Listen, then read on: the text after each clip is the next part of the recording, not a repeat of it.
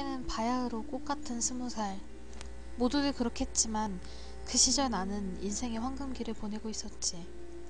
시골에서 막 상경한 촌년티 팍팍 내면서 캠퍼스며 시내며 싸돌아다니기 바빴고, 친구들이랑 어울려 다니면서 노느라 이래서 대학을 오는구나 하면서 꿀같은 날들을 보내고 있었지.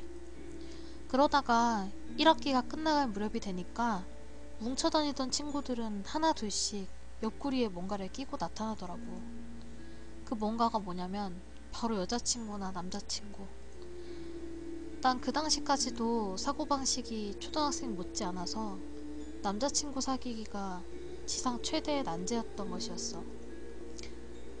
그래도 꿋꿋하게 커플들 틈에서 엘레강스한 솔로의 집념을 지어가던 중에 내가 마음에 든다는 분이 나타났어. 그 당시 내 친구들은 그 사람을 신봉사라고 부르더라. 눈가리가 삐었다고. 외로웠던 나 역시 그런 관심이 아주 싫진 않아서 종종 연락하는, 요즘으로 말하면 일종의 썸 같은 걸 타게 된 거야. 그런데 고기도 먹어본 놈이 잘 먹는다는 말이 있잖아. 내가 연애를 해본 적이 없어서 도대체 뭘 어떻게 만남을 이어가야 할지 몰랐어. 그래서 그분이 밥을 먹자고 하면 밥을 먹고, 서점에 가자고 하면 서점에 가고, 노래방에 가자고 하면 노래방에 가고, 마치 엄마 새를 쫓는 아기 새처럼 따라다니기 바빴던 것 같아. 그러던 어느 날에 기숙사에 자빠져서 휴대폰으로 알까기 산매경에 빠져 있었거든. 그분께서 나한테 전화를 하더니 드라이브나 할래? 라고 물어보는 거야. 왜 드라이브 하면은 드라마 보면 여주인공들이 남자 주인공 차에 올라서 한적한 도로를 막 여유롭게 달리는 그런 걸 꿈꾸면서 채비를 해서 나갔어. 나갔더니 그분이 아빠 차를 빌려왔는지 어쨌는지 새까맣고 번쩍번쩍 광이 나는 고급진 차를 끌고 나오신 거야. 옆자리에 앉은 나한테 그분께서 어디 가고 싶은 데는 없냐고 묻더라고. 그 지역에 처음 올라와서 지리를 알 수 없어서 고개를 살레살레 흔들 뿐. 딱히 대꾸할 말도 없고. 그랬더니 그분께서 뭔가 준비를 한 듯 그럼 우리 공동묘지 가볼래? 하는 거 있어. 내가 뇌의 진화는 딱 초딩에서 멈췄지만 눈치 하나는 간신뱅이 저리 가라거든. 야, 이 새끼 봐. 나를 그런 어두컴컴한 곳으로? 참 어이가 없다 싶어서 눈가를 부릅뜨고 오빠, 저 무서운 거 좋아해요. 이렇게 저렇게 해서 우리는 학교 근처에 있다는 공동묘지로 가게 되었어. 나도 한 번밖에 안 가봐서 잘 모르겠지만 기억을 더듬어 보면 산속으로 계속 꾸불꾸불한 비포장 도로가 이어졌던 것 같아. 가로등 하나 없는 깊은 산속 도로. 라이트가 비추는 바로 앞만 보일 뿐. 도대체 어디가 공동묘지라는 건지 구분이 안 될 정도로 산속의 밤은 어둡고 적막했지. 운전을 하는 동안 그분께서는 무섭지 않아? 내 친구는 여기서 귀신도 봤대 하면서 내심 내가 오들오들 공포에 떨어지길 바랬으나 나는 운전석 옆에 놓인 통화되는 껌을 한 주먹씩 축내면서 와, 부자들은 껌도 통에 넣어 먹는다면서 감탄에 감탄을 연발하고 있었지. 그런 내가 좀 답답했는지 산속 중간에서 그분이 차를 세우더군. 이쯤이 묘지가 많을걸? 라이트를 켠 상태에서 그 어두운 첩첩산중 비포장길에서 잠시 내렸어. 처음엔 몰랐는데 어둠에 익숙해져 보니까 정말 길 양옆으로 사방이 묘지밭인 거야. 그런데 있잖아, 시골 살 때 우리 집 담장 밑에도 묘지였고 뒷방에서 창문을 열어도 사등성이의 묘지, 텃밭 옆에도 묘지. 묘지 같은 건 그저 한낱 땅에 지나지 않을 뿐 묘지에 너무 익숙해져서 무섭긴 뭐가 무섭다는 건지. 허나 나는 장수원 버금가는 발연기를 뽐내면서 어머 어떡하지? 이러면서 입까지 척척 막으면서 메소드 연기를 실행하고 있었지. 그랬더니 그분이 나름 흡족해하면서 우리 차 세워두고 조금 걸어볼래? 하는 게 아니겠어? 그러면서 나한테 손을 척 내밀더라고. 그때까지 남자 손은 한 번도 손에 잡은 적이 없었거든. 속으로 이 사람이 제법 전략적이구나 싶기도 하고 손쯤이야 하는 생각에 손을 잡고 그 산속 비포장길을 터벅터벅 걷고 있었어. 우리 뒤로는 자동차의 헤드라이트가 비추고 있었는데 둘이서 조근조근 말을 하면서 걷다 보니까 우리는 점점 자동차와는 멀어져서 자동차 불빛이 저만치 작은 점으로 보일 만큼 멀리 와버렸던 거야. 둘이서 손을 잡고 별 쓸데없는 이야기를 나누면서 한껏 분위기를 만끽을 하고 싶었는데 때가 초여름이어서 모기들이 종아리며 발목을 가만두지 않았어. 한 발자국 걷고 발목 긁고 두 발자국 걷고 장단지 긁고 갈수록 모기가 들러붙는 횟수가 늘어나자 다시 차로 돌아가야겠는 거야. 그분도 모기 때의 습격이 꽤나 괴로웠는지 차 타고 시외 나가서 카페나 가자고 하더라고. 그래서 걸음을 돌리는 찰나에 말이지, 내 시야에 스치듯이 거슬리는 뭔가가 있었어. 산속 깊은 곳이라서 처음엔 정확히 잘 안 보였는데 말이야, 한 20m 정도 앞에 자동차 한 대가 있더라고. 산속도 달이 뜨면 아주 깜깜하진 않잖아. 산길을 걸어본 사람은 알겠지만 산길에서는 달빛 때문에 오히려 코앞보다 적당히 거리가 먼 곳이 더 잘 보인다고. 지금 생각해보면 그냥 못 보고 지나칠 수도 있었는데 어째선지 그 잠깐의 순간에 저기 자동차가 있네 하면서 알아본 거지. 아주 선명하게 보인 게 아니라 달빛에 반사된 금속 재질의 광이 순간 반짝하고 비쳤다고 해야 하나? 암튼 이 시간에 뭔 자동차야? 우리 같은 사람이 또 있나? 이런 생각이 스치면서 어둠 속 건너편을 자세히 주시했어. 다시 돌아갈 생각에 뒷걸음질을 치면서 그쪽을 흘끔흘끔 쳐다봤는데 말이야, 차문이 닫히는 소리가 나면서 바쁘게 왔다 갔다 하는 걸음소리가 나는 동시에 여자 신음소리가 나는 거야. 순간 멈칫거리고 몸이 경직되면서 저건 뭔 소린가 싶더라고. 말로만 듣던 그런 야한 건가 싶기도 하고 킥킥대면서 걸음을 살짝 옮기고 있었는데 나의 기대감은 처절하게 무너지게 되었어. 여자 신음소리에 이어서 남자 목소리가 나더란 말이야. 근데 하나가 아니고 여러 명의 목소리가 났었어. 정확히 뭐라 표현하긴 어려운데 남자들 목소리가 되게 낮은 편이잖아. 남자들 목소리는 엄청 또랑또랑하지 않는 이상 먼 거리에서 뭉개져서 들리기 마련이잖아. 남자들끼리 막 뭐라 오고 가는 대화가 들리는 와중에 계속 여자 신음소리가 나는 거야. 가만 보니까 그 어둠 속에서 사람이 왔다 갔다 하는 윤곽이 보이는 것도 같았어. 옆에 함께 왔던 그분도 그 상황을 이해를 했는지 내 팔을 꽉 끌어당기면서 차로 빨리 가야겠다는 신용을 했어. 한밤중에 아무도 찾아오지 않는 공동묘지에 차 한 대에 여자 하나, 남자는 여럿. 도대체 저기에선 무슨 일이 있는 걸까? 혹시 걸음소리라도 들킬까봐 살금살금 차로 돌아가려는데 진짜 영화에서 보던 것처럼 기막힌 타이밍, 그분의 핸드폰이 울리는 거야. 그때 정말 심장이 터질 것 같더라고. 물론 확인되지 않은 사실이지만 어둠 속 그 사람들이 뛰어와서 우리 잡아갈 것 같은? 그런데 그 순간 저쪽에서 야, 사람 있나봐 이런 소리가 났어. 그분과 나는 정말 사자에게 쫓기는 임팔라처럼 달려서 숨이 턱 밑에 타오를 정도로 빨리 달려서 자동차로 돌아왔어. 여기까지의 경험이 전부였다면 난 이 글을 쓰지도 않았겠지. 차 안에 오르자마자 그분은 문을 잠갔어. 그리곤 방금 전 우리가 본 좀 전의 상황에 대해서 이야기를 나눴어. 나는 세상 물정 모르는 20살 여학생이었지만 사실 그분은 나이가 좀 있는 20대 후반의 편입생이었거든. 나보다 더 놀란 얼굴로 사색이 되어 있어서 저기요, 혹시 친구들끼리 있는 게 아닐까요? 술을 먹어서 여자가 취했다거나 뭐 그런 거요.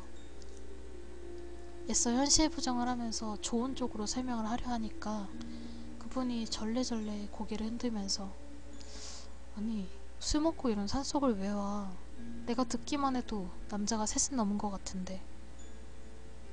그런데 어쩌지? 길이 일방통행인데. 산길이 있잖아. 거의 1차선이야. 그럼 두 차가 마주보면 어떻게 해야 하는가? 그런 경우를 위해서 중간중간에 차 하나가 겨우 비킬 수 있는 조그마한 평지를 만들어 놓거든. 그런데 우리가 지나쳐온 길은 그런 평지는 없었고, 하필 그 문제의 자동차가 우리가 지나쳐야 될 길목에 평지에 있었던 거야. 어쨌든 이 산속을 벗어나려면 15분이 넘도록 후진만 줄창해서 왔던 길로 다시 빠져나가던가 아니면 그 자동차랑 마주쳐야 하는 거지. 그분께서는 혹시 무슨 일이 있을지 모르니까 나한테 안전벨트를 단단히 매야 한다고 일러주더라고. 우리는 시동을 켜고 천천히 앞으로 전진했어. 엄청 천천히 말이야. 왜냐면 만일의 경우를 대비해서 그 상황을 정확히 인지해야 했거든. 차로 천천히 어둠 속을 전진을 하니까 얼마 후에 그 자동차가 보이기 시작했어. 그 자동차는 가까이서 보니까 빨간색 마티즈였어. 그런데 있잖아. 분명 밖에서 왔다 갔다 하던 그 사람들이 보이질 않는 거야. 설마 자동차만 있고 내가 들은 그 소리들은 헛것이었나 싶었는데 빨간색 마티즈에 아주 가까이 다가가니까 어떤 형체들이 보이더라고. 나는 내 눈을 의심했지. 우리가 쌍라이트를 켜고 있었거든. 마티즈 뒷좌석으로 등치가 곰탱이마다 성인 남자 3명이 꾸역꾸역 타고 있는 거야. 뒷유리 너머로 보이더라고. 그런데 남자 무릎 위로 여자를 눕히고 있는 건지 어쩐 건지 마티즈 열린 창문으로 여자 맨발이 삐져나와 있다가 쏙 하고 들어가더라고. 그래서 이상한 마음에 창문 쪽을 유심히 쳐다봤어. 근데 발이 또 쭉 삐져나오는데 그게 다시 쏙 들어가더라니까. 그러니까 발버둥 치는 여자의 다리를 누군가 다시 끌어넣는 모양새 같았어. 사람이 느낌이라는 게 있잖아. 자의에 의해서 움직이는 동작이랑 타의에 의해서 끌려가는 동작이랑은 많이 다르잖아. 정말 고요하더라고. 그렇게 스쳐 지나와서 한 5m쯤 떨어진 거리에서 차를 멈췄어. 지금은 이렇게 담담히 얘기를 하지만 그때 얼마나 무서웠는지 몰라. 성폭행인가? 아니면 술 취한 여자를 데려와서 어떻게 해보려고 했나? 아니면 깡패들인가? 여자를 때렸나? 도대체 뭐지? 오만 생각이 들면서 빨리 이곳을 벗어나야겠다고 생각을 했어.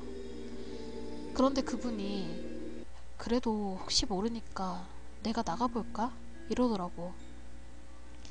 사실 머리로는 그래야 한다고 생각을 했는데 우리는 남자가 1명이고 저쪽은 못해도 3명인 거잖아.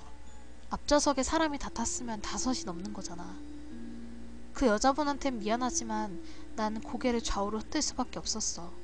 만일의 경우를 생각하자면 너무 끔찍했거든. 그래서 설득을 했지. 그냥 경찰에 신고를 해보자고. 둘이서 옥신각신 말을 주고받고 있었는데 갑자기 마티즈 시동이 불은 걸리면서 마티즈 뒷문 유리창에 쓱 올라가는 거야. 그러곤 다시 시동이 꺼졌어. 밖에 나가려고 안전벨트를 풀던 그분께서 그걸 보더니 움찔하는 거야. 엄청 고민을 하는 것 같더라고. 난 진심으로 얼른 여기에 나가서 경찰서에 신고를 하자고 설득을 했어. 그런데 둘 다 너무 긴장을 해서 차 넘버를 못 본 거야. 처음부터 넘버 같은 걸 볼 생각을 못했어.